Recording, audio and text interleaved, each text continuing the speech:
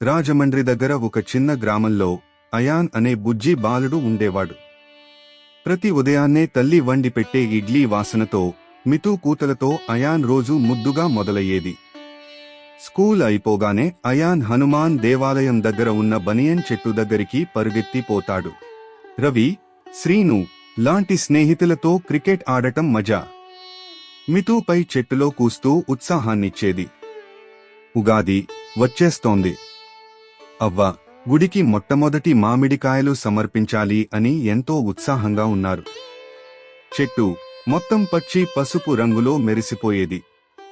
మరునాడు ఉదయం అవ్వ అరుపు వినిపించింది. అయ్యో, మామిడికాయలు లేవు. అయాన్ బయటకి పరిగెత్తాడు. చెట్టు ఖాళీ. మితూ చోర్ చోర్ అంటూ గాల్లో ఎగిరింది.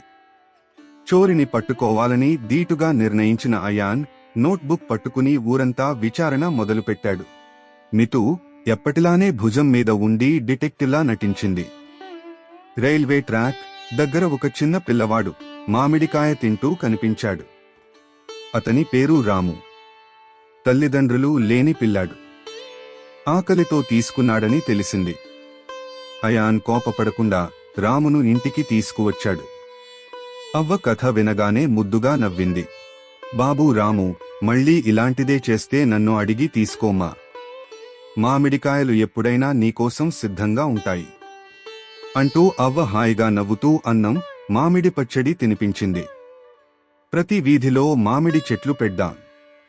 అప్పుడే ప్రతి పిల్లవాడికి ఉగాదికి పండ్లుంటాయి అని అయాన్ పాఠశాల అసెంబ్లీలో చెప్పారు.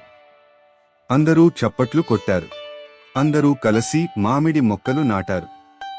ప్రతి మొక్కకి పేరు పెట్టారు. అవ్వ చెట్టు, రాము ఆశ. మితూ పైనుంచి బాగుంది అని కూసింది. సాయంకాలం అయాన్, అవ్వ, రాము ముగ్గురు చెట్ల కింద బెంచీ మీద కూర్చున్నారు. ఊరు పచ్చగా ఉంది. హృదయాలు ఉల్లాసంగా ఉన్నాయి. పక్కన బోర్డు మీద పంచుకోవడం అంటే ప్రేమ, దయ అనే విత్తనాన్ని నాటితే అది మామిడి పండు లాగా అందరికీ తీపిగా ఫలిస్తుంది. మెసేజ్: మంచితనాన్ని పంచుకుంటేనే మన సమాజం పచ్చగా మారుతుంది.